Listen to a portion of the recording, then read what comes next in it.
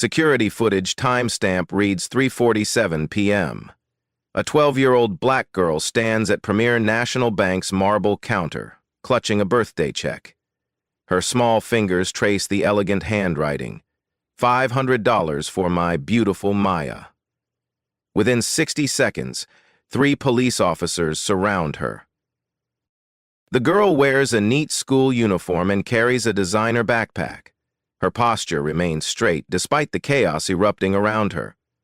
Customers pull out phones. A white manager points accusingly. Security guards shift uncomfortably.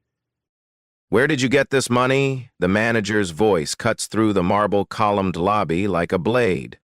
The child's calm response will trigger a chain of events that transforms an entire corporation. Her quiet dignity will expose systemic bias in ways that shock even seasoned civil rights attorneys. Have you ever watched someone judge a child based purely on skin color? These real-life stories happen daily, but this touching story among black stories would change everything. Life stories like Maya's prove that sometimes the most powerful weapon against discrimination isn't anger. It's knowing exactly who to call. Maya Williams adjusts her school blazer and approaches the customer service counter. The afternoon sun streams through floor-to-ceiling windows, casting long shadows across Premier National's pristine lobby. She's been here before with her mother, but never alone. "Excuse me," Maya says to the nearest teller. "I'd like to deposit this check, please." The young teller, probably college-aged, glances at the check amount and smiles. "That's a nice birthday gift. Let me get you started with—" "Rebecca!" A sharp voice interrupts. Karen Thompson, branch manager, appears with the purposeful stride of someone accustomed to control. Her blonde hair sits in a perfect bob, and her navy suit screams corporate authority. "I'll handle this." Rebecca steps aside, confusion flickering across her face. Karen examines Maya with the intensity of a customs agent inspecting suspicious cargo. "Young lady, where did you get this money?" Karen's tone suggests she already knows the answer won't satisfy her. "It's from my grandmother in Atlanta," Maya explains patiently. "For my birthday yesterday." Karen holds the check up to the light, studying it like a forensic expert. $500 is a lot of money for a child. "Do you have identification proving this belongs to you?" "The check has my name on it." Maya points to the elegant script. "Maya Williams." "Anyone can write a name." Karen's voice carries the weight of someone who's caught countless fraudsters. "Where are your parents?" "My mom is Dr. Williams. She works downtown. My dad is deployed overseas with the military." Karen's laugh lacks any trace of humor. "I'm sure they are. Children don't just walk into banks with large checks. This requires verification." Maya pulls out her phone. A recent iPhone in a sleek case. Karen's eyes narrow at the expensive device. "Where did you get that phone?" "My mother bought it for me." "Of course she did," Karen signals to Rebecca. "Call security. Something isn't right here." The afternoon rush brings a steady stream of customers. A businessman in a tailored suit glances over, then returns to his transaction. 2 women in yoga attire whisper to each other while pointing at Maya. An elderly couple openly stares. "Ma'am," Rebecca whispers to Karen, "maybe we should just call her mother to verify." "I know how to handle suspicious activity," Karen snaps. "This child could be involved in check fraud, identity theft, or worse." Maya's backpack slips from her shoulder, revealing a small Hermes keychain, subtle but unmistakably luxury. She quickly adjusts it, but Karen misses the detail entirely, focused on her growing suspicion. From her phone case, a corner of what appears to be an airline ticket peeks out. Maya notices and discreetly pushes it back in, but not before the word "first" becomes visible on the ticket stub. "I'd like to call my mother," Maya says calmly. "No outside contact until we resolve this situation." Karen crosses her arms, physically blocking Maya's path to the door. "You'll wait right here." The security guard, Marcus Johnson, a black man in his 50s, approaches reluctantly. His discomfort is obvious as he looks between Maya and Karen. "Marcus, keep an eye on this child until police arrive," Karen instructs. "Police?" Marcus's eyebrows raise. "For a check deposit?" "For potential fraud investigation." Maya checks her phone. 3:52 p.m. 3 missed calls from Mom appear on her screen. She attempts to dial back, but Karen intervenes. "I said no phone calls." A teenager at the ATM starts recording on his phone, live streaming to his social media followers. The caption reads, "Bank drama happening right now. White manager versus black kid." "This is insane," someone comments on the stream. Viewer count climbs, 47, 128, 309. Maya notices the phone pointed in her direction but says nothing. She texts quickly. "At bank downtown. Problems. Come when you can." Karen spots the texting. "Give me that phone. I'm just letting my mother know where I am." "You're communicating with potential accomplices." Karen extends her hand. "Phone now." Maya clutches the device protectively. "You can't take my personal property." "I can if it's evidence in a fraud investigation." The live stream viewer count hits 500. Comments flood in. "This is discrimination. Call the news. Where is this happening?" Josh Martinez, a young Latino employee from the loan department, approaches hesitantly. "Ms. Thompson, maybe we should—" "Don't tell me how to do my job, Josh." Karen's voice rises, attracting more attention. "Return to your station." Maya's phone buzzes with another call from Mom. The ringtone, a classical piece, draws Karen's attention. "Fancy ringtone for a child? My mother likes classical music." "I bet she does." Karen's sarcasm drips like honey laced with poison. The businessman in the tailored suit finishes his transaction and walks past Maya. He pauses, studying the situation, then continues toward the exit. But something makes him stop and turn back. "Excuse me," he says to Karen. "Is there a problem here?" "Bank business. Move along." The man's expression hardens. "I'm an attorney. If this child is being detained without cause—" "She's not being detained. She's under investigation for check fraud." Maya looks directly at the live-streaming teenager, then at the attorney. Her voice carries a quiet strength that surprises everyone listening. "My name is Maya Williams. I'm 12 years old. I've been banking here with my mother since I was 8. I know my rights." The attorney nods approvingly. Karen's confidence wavers for the first time. "Rights?" Karen recovers quickly.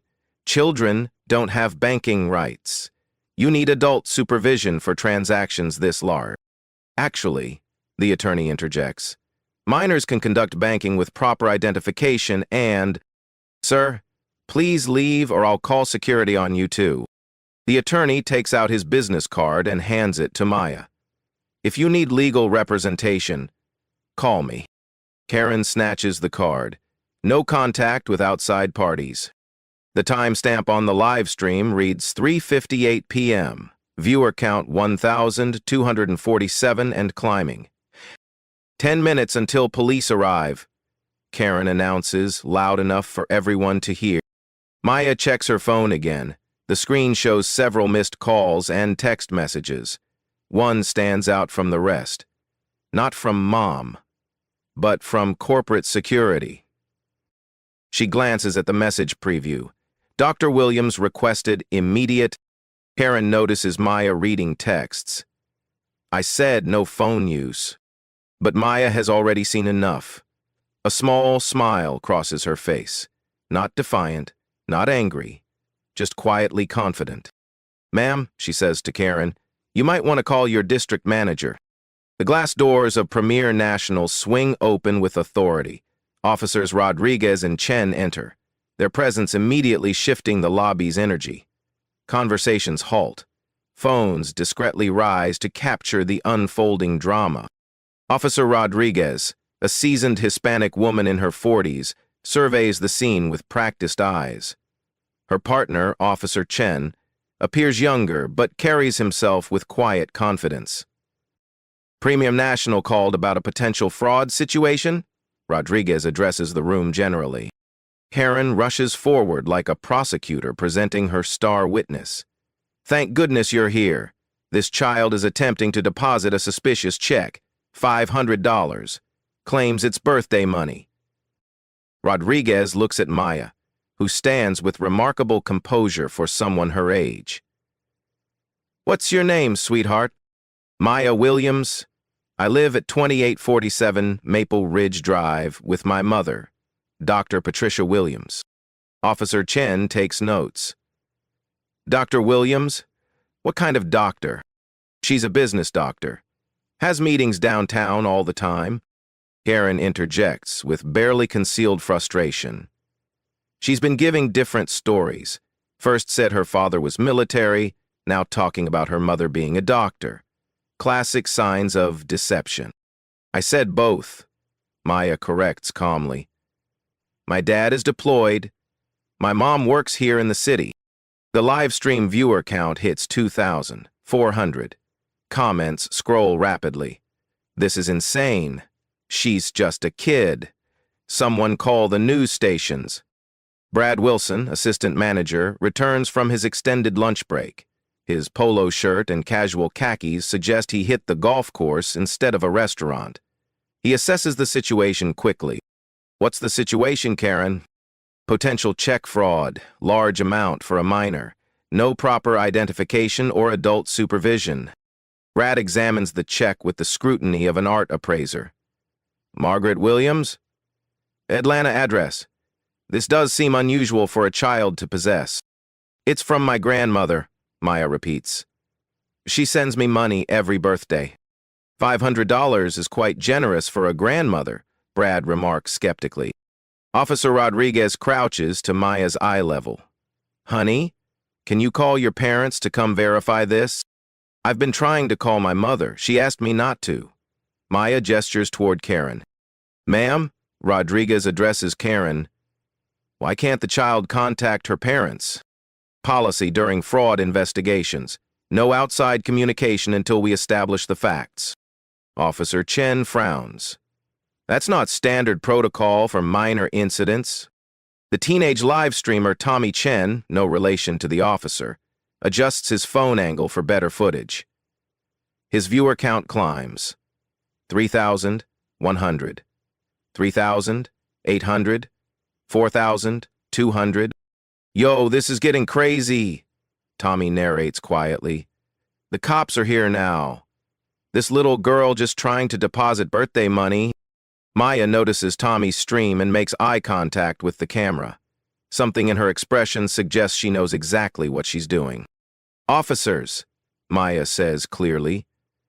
I'd like to invoke my right to contact my guardian. The lobby falls silent. Karen's confident expression wavers. Brad Wilson checks his computer terminal, typing Williams into the customer database. His face pales as information populates the screen. Karen, he whispers urgently, we need to talk, privately. Not now, Brad, we're handling a security situation. It's about the Williams account. Karen waves him off dismissively. Whatever it is can wait. Officer Rodriguez stands, her patience wearing thin. Ma'am, I'm going to need you to allow this child to contact her parents. This isn't a criminal investigation. How do you know? Karen's voice rises defensively. Children don't carry $500 checks. They don't own expensive phones. They don't walk into banks unaccompanied demanding large transactions.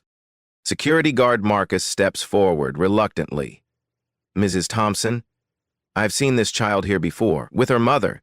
They're regular customers. Karen whirls on him. Marcus, return to your post.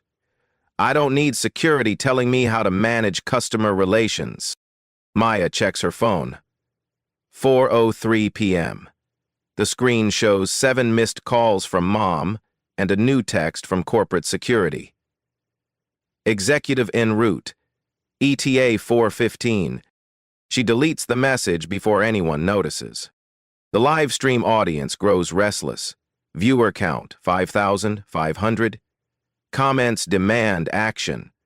Someone help her. This is discrimination. Call the local news. A well-dressed woman near the ATM approaches cautiously. Excuse me, is everything all right? This seems excessive for a banking issue. Ma'am, please return to your business, Karen snaps. I'm a social worker. If a child is being detained improperly, she's not detained, she's under investigation. Officer Chen's radio crackles with a dispatcher's voice. He steps aside to respond, speaking in low tones. Maya overhears fragments. Welfare check request. Minor in distress. Premier National downtown. Officer Rodriguez addresses Karen directly. Ma'am, what specific evidence do you have of fraud? The amount is suspicious. Her stories don't add up. She has expensive items a child shouldn't possess. Having nice things isn't evidence of criminal activity. Brad Wilson frantically waves Karen toward his computer screen. Karen, seriously, you need to see this. Not now, Brad. Officer Chen returns from his radio call. We've received multiple citizen reports about this incident. Apparently it's being broadcast live online. Tommy, the live streamer, gives a small wave to the officers. Viewer count? 7,200. Karen's frustration peaks. This is ridiculous. I'm doing my job protecting this bank from fraud, and everyone's treating me like the villain. Maya speaks with quiet authority. Ma'am, could you please check your employee handbook regarding customer discrimination policies? The question hangs in the air like smoke.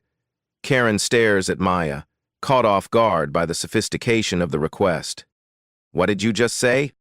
Your employee handbook. Section 4.7 covers discrimination protocols. I believe you're required to have reasonable suspicion based on specific behaviors, not demographic assumptions. Officer Rodriguez's eyebrows raise. Brad Wilson's face goes white. How does a 12-year-old know about employee handbooks? Karen demands. Maya shrugs. I read a lot. The social worker moves closer. Officers, I formally request a welfare check. This child is being subjected to discriminatory treatment without probable cause. Karen's voice cracks with frustration. She's a child with $500. That's not normal. It's birthday money from my grandmother, Maya repeats with infinite patience. She owns 3 restaurants in Atlanta. $500 isn't much money to her. Brad Wilson abandons subtlety. Karen, computer. Now. Karen reluctantly approaches Brad's terminal. He points at the screen showing customer account information. Look at the account holder name. Karen reads, Dr. Patricia Williams, primary account holder, premium banking tier, account balance $2,400,000, 0 cents. Her face drains of color. Keep reading, Brad whispers. Employment, Chief Executive Officer, Premier National Bank, Corporate. Karen stares at the screen. The information doesn't compute. That's impossible. Account open 2019. Promotion to CEO, documented 2023. Corporate contact number listed. Listed. Maya watches Karen's realization dawn with the calm satisfaction of someone who's been waiting for this exact moment. Officer Rodriguez notices the computer screen. Is there something you need to tell us? Karen opens her mouth, but no words emerge. Maya's phone buzzes with a call from Mom. This time she answers. Hi, Mom. I'm at the bank. There's been a small misunderstanding. Karen lunges for the phone. No outside contact. Officer Rodriguez catches Karen's wrist. Ma'am, step back. Maya continues her conversation calmly. Yes, the downtown branch. No, they wouldn't let me deposit my birthday check. Could you come explain? She hangs up and looks directly at Karen. My mother will be here in 12 minutes. The lobby atmosphere shifts like air pressure before a storm. Karen stares at Brad's computer screen, her confident facade cracking like old paint. Maya stands with the poised patience of someone who holds all the cards but chooses when to play them. 12 minutes, Maya repeats, checking her phone with the casual air of someone confirming a dinner reservation. Officer Rodriguez studies the dynamic between Karen and Brad. Is there something you two need to share with us? Karen's mouth opens and closes soundlessly. Brad Wilson looks like he's watching his career evaporate in real time. The account information, Brad starts weakly. But account information. Officer Chen steps closer to the computer terminal. Maya reaches into her backpack with deliberate slowness. She produces a slim leather wallet, designer but understated. From it, she extracts a platinum credit card and a bank identification card. These might help with verification, she offers politely. Karen snatches the cards before anyone else can examine them. Her hands shake as she reads.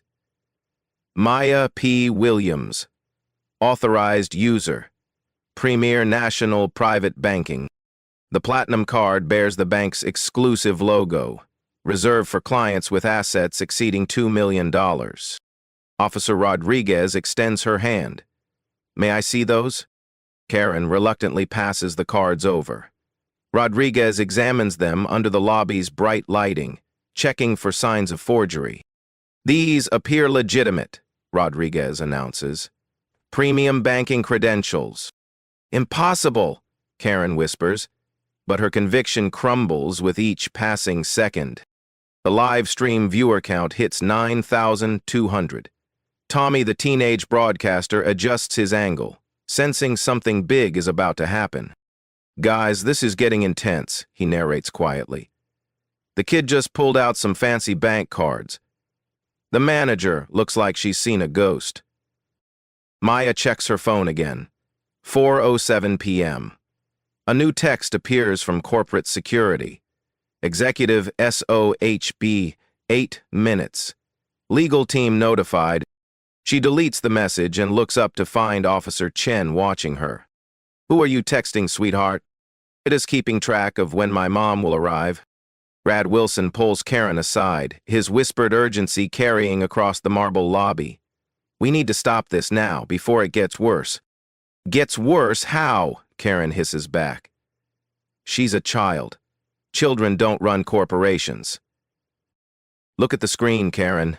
Look at the account details, the employment records, the corporate contact information. Maya overhears and addresses them directly. Mr. Wilson, would you like me to provide my mother's direct office number? It's faster than the main corporate line. Brad's Adam's apple bobs as he swallows hard. That won't be necessary. The social worker who earlier offered assistance approaches Officer Rodriguez. I've been documenting this interaction. The child has been calm and cooperative throughout. The bank employee has demonstrated clear bias. Karen whirls around. Bias? I'm protecting this institution from fraud. Based on what evidence? The social worker challenges. Her age, her race, her clothing? Based on suspicious circumstances. Maya reaches into her phone case and produces the first-class airline ticket stub she'd hidden earlier. The header reads, American Airlines, first class, Atlanta to Chicago, passenger, M. Williams. I flew here yesterday for my birthday dinner with my mother, Maya explains to Officer Rodriguez. We ate at Alinea. It's her favorite restaurant. Officer Chen recognizes the name. Alinea? That's a 3-Michelin-star restaurant. Reservations book months in advance. Maya nods. My mother made the reservation in August. She likes to plan ahead. Karen stares at the airline ticket like it's written in hieroglyphics. First-class tickets from Atlanta cost more than many people's monthly salary. The live stream audience explodes with commentary. This kid is bougie. Plot twist incoming. I'm dying to know who her mom is. Tommy's viewer count climbs past 12,000. Local news stations begin monitoring the feed. Maya's phone buzzes with another call. This time, the caller ID simply reads, Office. Excuse me, she says politely to Officer Rodriguez. I should take this. Before Karen can object, Maya answers. Hi, Miss Patterson. Yes, I'm still at the downtown branch. The situation is evolving. She pauses, listening to the voice on the other end. No, please don't call legal yet. My mother should be here soon. Yes, I'll keep you updated. Maya hangs up and addresses Karen directly. That was my mother's executive assistant. She wanted to know if we needed corporate intervention. Karen's face cycles through confusion, disbelief, and growing horror. Executive assistant? Ms. Patterson manages my mother's calendar and handles her calls when she's in meetings. Brad Wilson types frantically into his computer, accessing deeper levels of the customer database. His face grows paler with each click. Karen, he whispers urgently. You need to see this. The employment verification, the corporate directory listing. Stop, Karen snaps. Just stop. This is all some elaborate scam. Maya pulls out her phone again and scrolls through her contacts. The list is visible to nearby observers. Mom, Dad, overseas, Grandma Atlanta, corporate security, legal department, board assistant. Officer Rodriguez notices the contact list. That's quite a sophisticated network for a 12-year-old. My mother believes in teaching me about her business early, Maya explains. I attend board meetings sometimes, well, the parts that aren't confidential. The lobby falls silent except for the hum of air conditioning and the distant sound of traffic outside. Karen's voice cracks. Board meetings. Just the public portions. Financial reports, community outreach programs, quarterly updates. The interesting stuff. Marcus, the security guard, steps forward hesitantly. Ms. Thompson, I think we should... Marcus, not now. But Marcus continues. I've seen Dr. Williams here for executive meetings. Third floor conference room. She has her own parking space in the executive garage. Karen stares at him like he's speaking a foreign language. Maya checks her phone. 4:11 p.m. 4 minutes. She announces cheerfully. The automatic glass doors slide open, and a woman in an expensive charcoal suit strides through. Her presence commands immediate attention, not through volume or drama, but through the quiet authority of someone accustomed to being the most important person in any room. Dr. Patricia Williams stands 5'7" in heels that cost more than most people's monthly rent. Her hair is pulled back in a sleek bun, and her briefcase bears the understated logo of a luxury Italian leather maker. Maya waves. Hi, Mom. Sorry to interrupt your day. Dr. Williams surveys the scene with the analytical precision of a surgeon examining X-rays. Her gaze moves from the police officers to the live-streaming teenager to the cowering bank employees. Officers, she addresses Rodriguez and Chen with professional courtesy. I'm Dr. Patricia Williams. I understand there's been some confusion regarding my daughter's banking transaction. Officer Rodriguez extends her hand. Ma'am, we're just trying to sort out the confusion, Dr. Williams continues smoothly, seems to stem from someone questioning a 12-year-old's right to deposit birthday money into her own account. Karen finally finds her voice. Dr. Williams, I'm Karen Thompson, branch manager. I was simply following standard fraud prevention protocols. Dr. Williams turns her full attention to Karen. The temperature in the room seems to drop 10 degrees. Mrs. Thompson, I'd like you to explain which specific protocol requires discriminating against minor customers based on the size of their legitimate deposits. We have procedures for unusual transactions. Define unusual. Large amounts, for children, without adult supervision. Dr. Williams opens her briefcase and extracts a leather portfolio. Maya has been banking here independently since she turned 10. Her account shows 17 previous deposits, ranging from $50 to $800, all from her grandmother in Atlanta, all processed without incident. She hands Karen a document. Here's the account history you apparently failed to review. Karen's hands shake as she examines the papers. Every transaction is meticulously documented, each deposit clearly marked as gift from M. Washington, Atlanta, GA. Furthermore, Dr. Williams continues, Maya carries proper identification, maintains excellent credit as an authorized user, and has never engaged in suspicious activity. Your fraud prevention protocols require reasonable suspicion based on behavior, not demographics. Brad Wilson tries to salvage the situation. Dr. Williams, perhaps we could discuss this privately in my office. Mr. Wilson, Dr. Williams' voice could cut glass. The time for private discussions was before you allowed my daughter to be humiliated in public, live-streamed to thousands of viewers, and subjected to police interrogation for the crime of being young and black. The live-stream viewer count hits 15,800. Comments flood in. Oh, snap. CEO mom activated. Karen is done. Dr. Williams approaches Maya and places a protective hand on her daughter's shoulder. Sweetheart, are you all right? I'm fine, Mom. Just frustrated that I couldn't deposit Grandma's check. We'll fix that immediately. Dr. Williams turns back to Karen. Ms. Thompson, I believe you have some explaining to do. Karen opens her mouth, but no words emerge. The weight of her mistake, discriminating against the CEO's daughter in the CEO's own bank, settles over her like concrete. Dr. Williams reaches into her briefcase again and produces a business card. She hands it to Officer Rodriguez. Dr. Patricia Williams, Chief Executive Officer, Premier National Bank.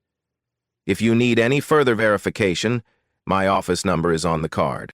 Officer Rodriguez examines the card, then looks at Karen with barely concealed disgust. Ma'am, Rodriguez says to Karen, I think we need to have a conversation about what constitutes reasonable suspicion.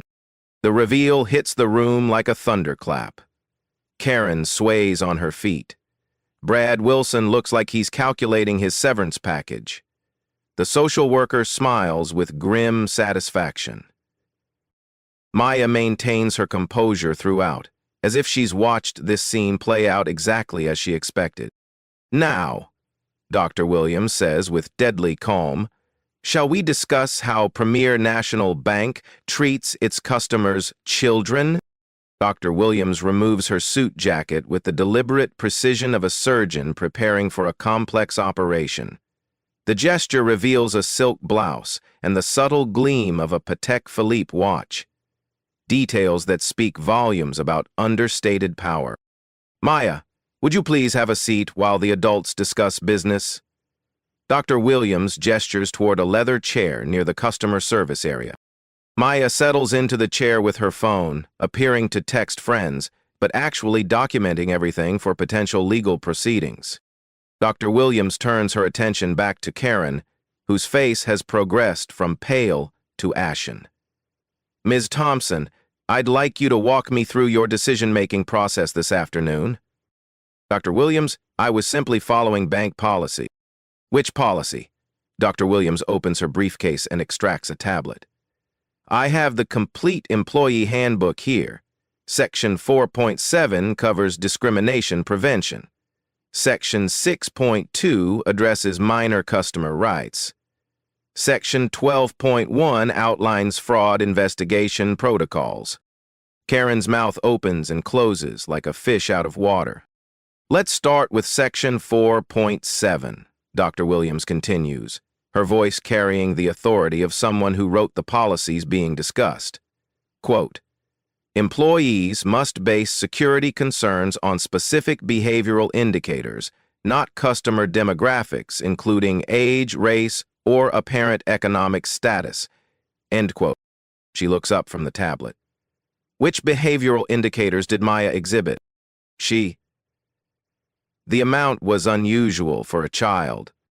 According to her account history, her grandmother's gifts range from $50 to $800. $500 falls within established patterns.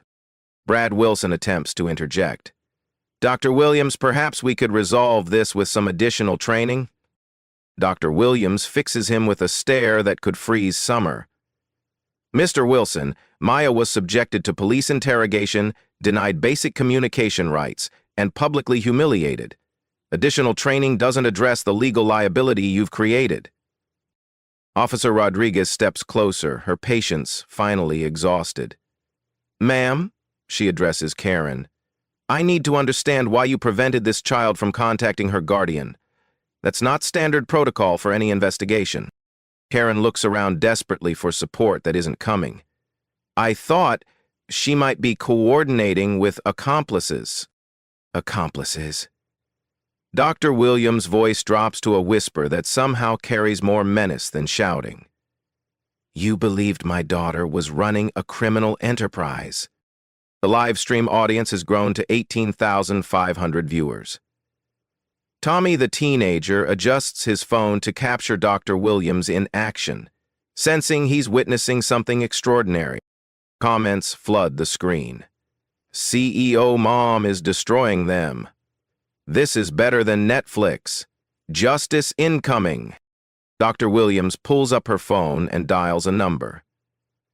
"Legal department, this is Dr. Williams. I need documentation prepared for incident number..." She checks her watch. 2024-47. "Yes, discrimination complaint. Federal Civil Rights Act, Section 1981. Karen's knees buckle slightly. Federal civil rights violations carry serious consequences for both employees and institutions.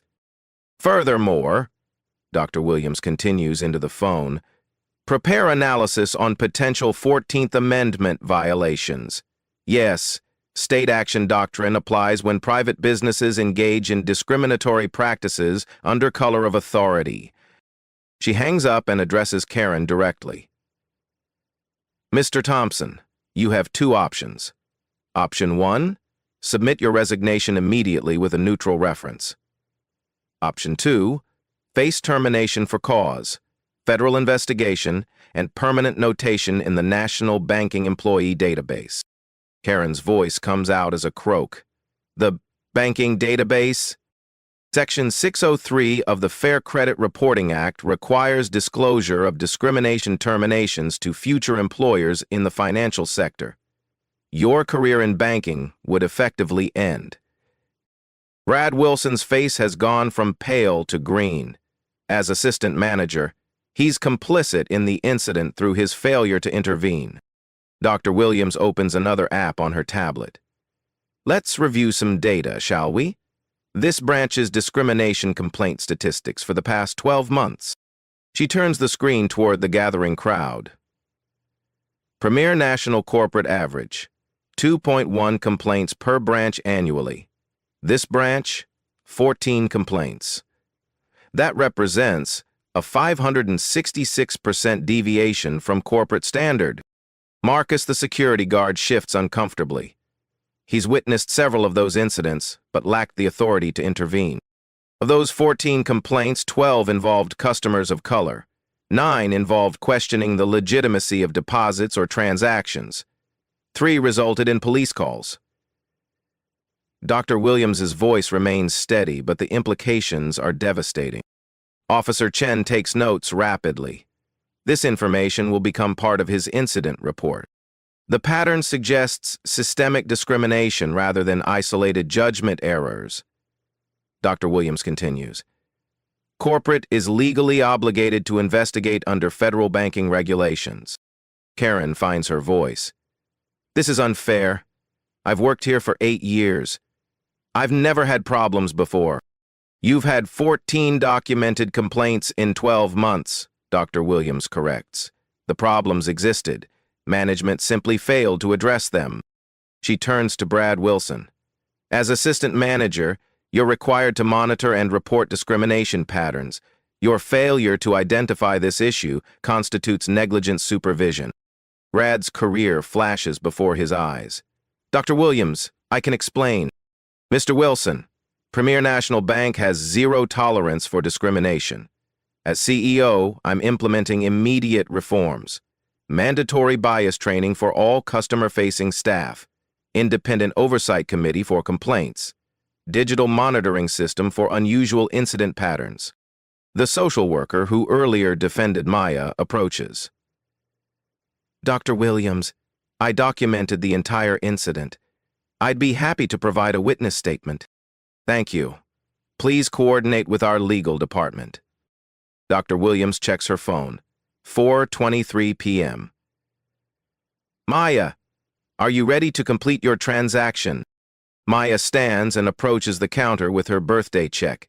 Rebecca, the young teller who originally tried to help, steps forward eagerly. I'll be happy to process your deposit, Maya. The transaction takes 30 seconds. Maya's account balance updates to reflect the additional $500. Thank you, Rebecca, Maya says politely. I appreciate your kindness earlier. Dr. Williams observes the smooth transaction with satisfaction. You see, Ms. Thompson, banking doesn't require discrimination. It requires competence.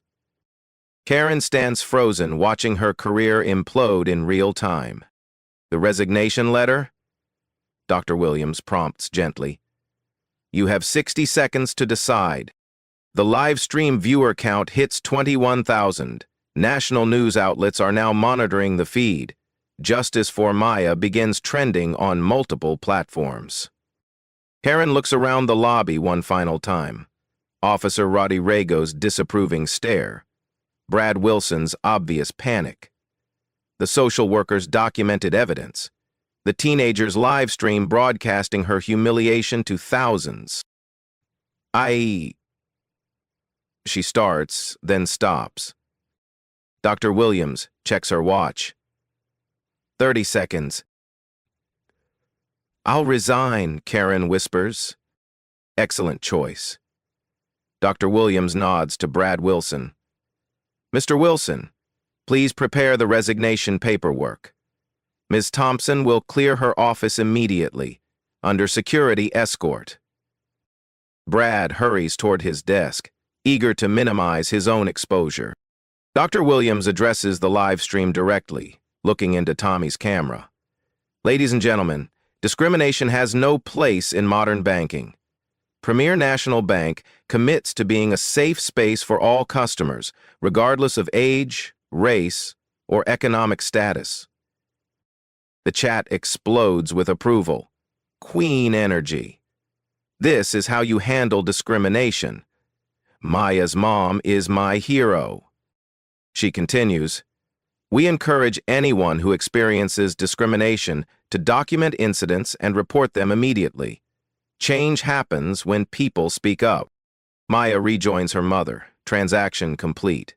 Ready to go, Mom. Almost, sweetheart. Dr. Williams turns back to Karen.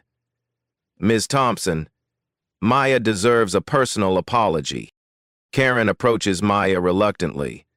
I'm sorry for the misunderstanding. Maya studies Karen's face with the wisdom of someone far older than 12. Ms. Thompson, I hope you learn that a person's value isn't determined by their appearance or age. The apology hits harder than any corporate punishment. Karen's eyes fill with tears as the full weight of her actions settles over her. Dr. Williams places a protective arm around Maya's shoulders. Officer Rodriguez, thank you for your professionalism. We may need your incident report for our corporate investigation. Of course, Dr. Williams. I'm sorry your daughter experienced this. As Dr. Williams and Maya head toward the exit, the CEO pauses at the door. Mr. Wilson, I expect a full report on this branch's discrimination statistics by close of business tomorrow. We'll discuss your future employment then. Brad nods frantically, already calculating his options. The automatic doors slide closed behind them, leaving chaos in their wake. Karen sits heavily in a nearby chair, her resignation letter clutched in trembling hands. The live stream continues, broadcasting the aftermath as corporate security arrives to escort Karen from the building. Justice, delivered with quiet precision and devastating effectiveness. 3 weeks later, Premier National Bank's downtown branch undergoes a transformation that extends far beyond fresh paint and new signage. The changes run deeper into policy, training, and corporate culture. Maya returns to deposit another check, this time accompanied by her father, recently returned from deployment. Captain Marcus Williams, dressed in civilian clothes, watches with quiet pride as his daughter conducts her transaction with Rebecca, who now serves as interim branch manager. "Good afternoon, Maya," Rebecca greets warmly. "Another birthday gift?" "Early allowance from my dad," Maya explains. "He missed my birthday while overseas." The transaction proceeds smoothly, professionally, and without incident.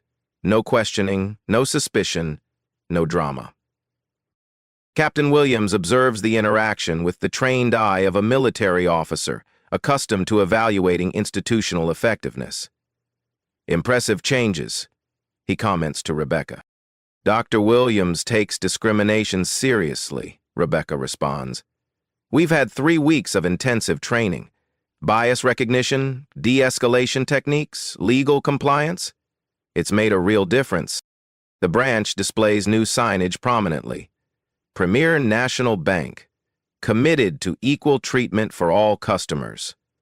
Below it, a QR code links to the bank's discrimination reporting portal. Maya notices the digital display rotating through statistics.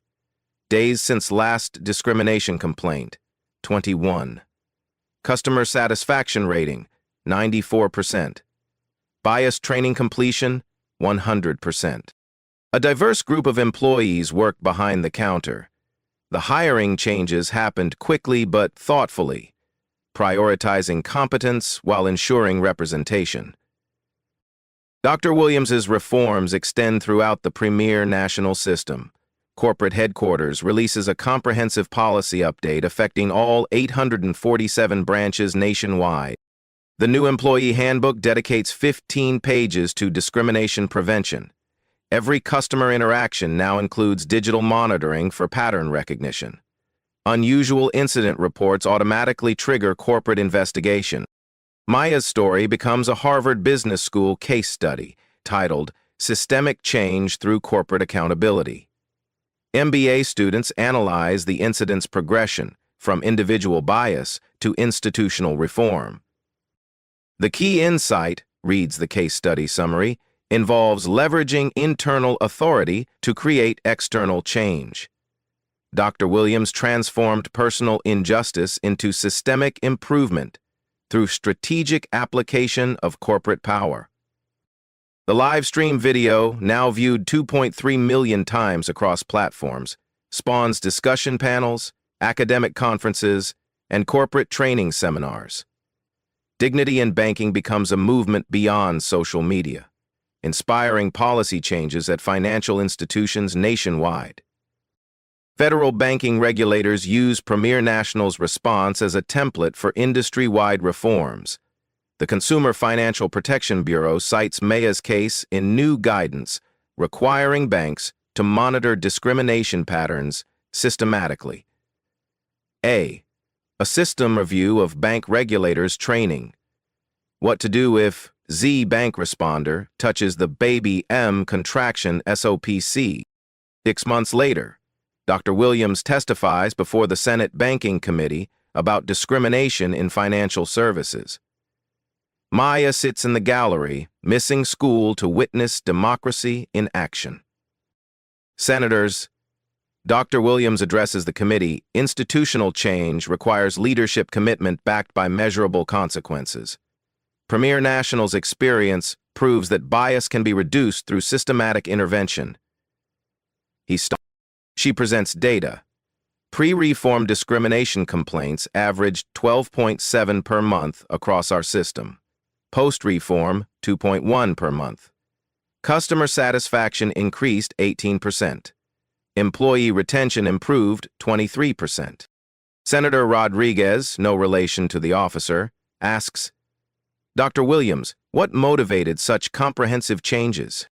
My daughter taught me that dignity isn't negotiable.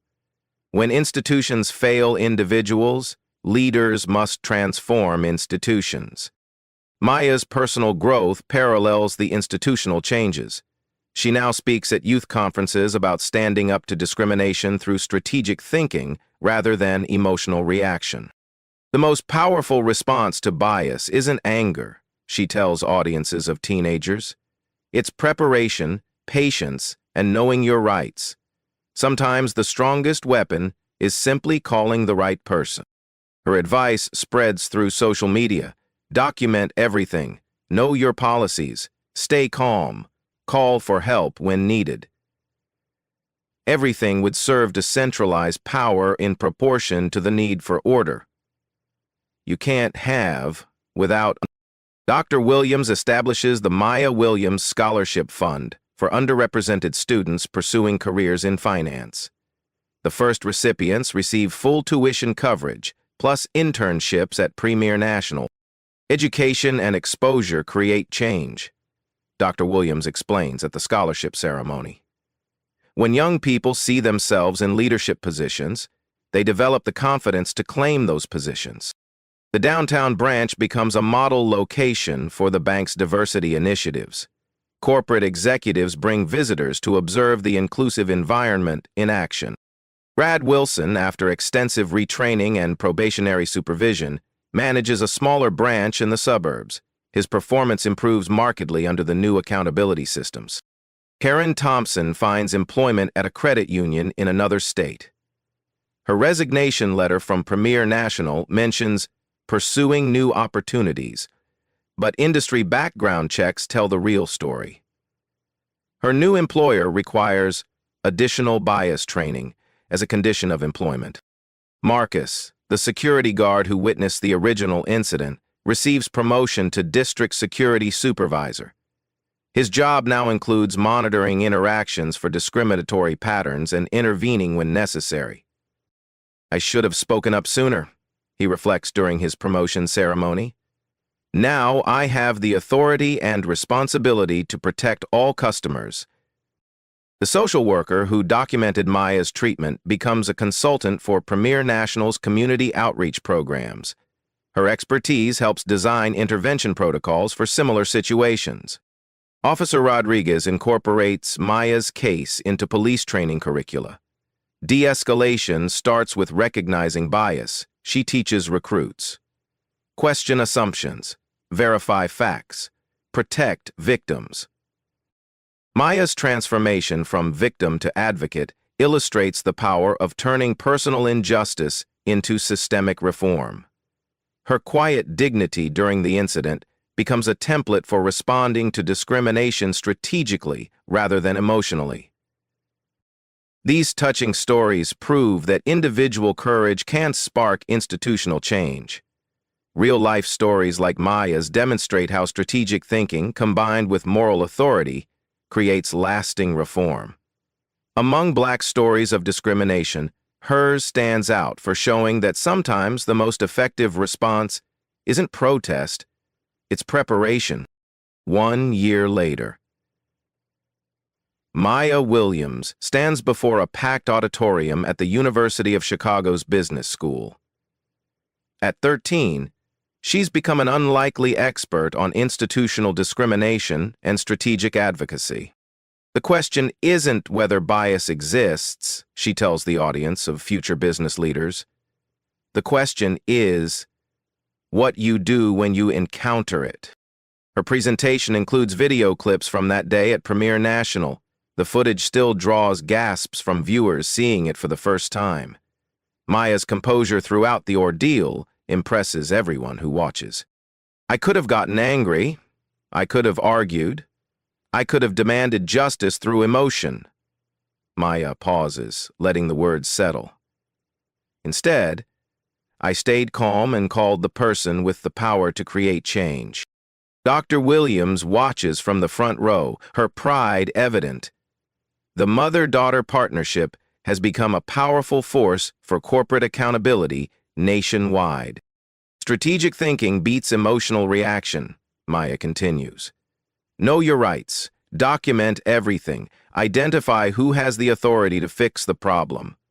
Then stay calm while they do their job. The audience, mostly graduate students studying business ethics, takes notes frantically. Maya's approach challenges traditional notions of activism through its emphasis on preparation over protest. Change happens when people with power choose to use it responsibly. My mother had the authority to transform Premier National's culture. She used it. That's how systems actually change. Premier National's transformation continues accelerating. The bank now leads the industry in diversity metrics, customer satisfaction, and bias prevention. Other financial institutions study their model for implementation. The ripple effects extend beyond banking. Maya's story influences corporate training programs across industries. Her emphasis on dignity through preparation becomes a framework for handling discrimination in retail, healthcare, education, and hospitality. Harvard Business Review publishes Dr. Williams' article, Strategic Advocacy, When Personal Becomes Systemic. The piece outlines how individual incidents can catalyze institutional reform when handled strategically. Institutional reform precedes strategy. Institutional strategic reform creates individual and systemic outcomes. Maya's scholarship fund has grown to support 47 students pursuing finance careers. Recipients attend an annual conference where they learn about bias recognition, strategic thinking, and using corporate power responsibly. I want them to be prepared for boardrooms, Maya explains. When they reach positions of authority, they'll know how to create inclusive environments from day one. The original live stream continues inspiring viewers. Comments sections fill with stories of discrimination and strategic responses. Maya personally responds to many messages, offering advice on documentation, legal rights, and finding allies. Social media amplifies her message globally. Dignity over drama spreads across platforms as people share their own experiences handling bias strategically rather than emotionally. Dr. Williams's corporate reforms become industry standard. Federal regulators mandate similar bias monitoring systems for all financial institutions. The Premier National model influences policy at banks worldwide. Maya's approach proves that life stories of discrimination can become catalysts for systematic change. Her calm response to bias creates lasting reform, rather than temporary outrage. Among real-life stories of injustice, hers demonstrates how strategic thinking, combined with family support, can transform institutions. These Black stories remind us that touching stories of individual courage can spark systemic transformation. When people respond to discrimination with preparation, rather than emotion, they create changes that outlast any single incident. Maya Williams chose dignity over drama, strategy over anger, and long-term reform over short-term satisfaction. Her choice changed not just one bank, but an entire industry's approach to bias prevention. Your turn to create change. Have you witnessed discrimination in everyday spaces? Share your story in the comments below. Your experience could help others facing similar situations learn strategic responses. Hit subscribe for more real-life stories showcasing the power of strategic advocacy. Share this video with someone who needs to see that preparation and calm thinking can overcome prejudice. What would you have done in Maya's situation? How do you handle bias when you encounter it? Let us know in the comments and keep this important conversation growing.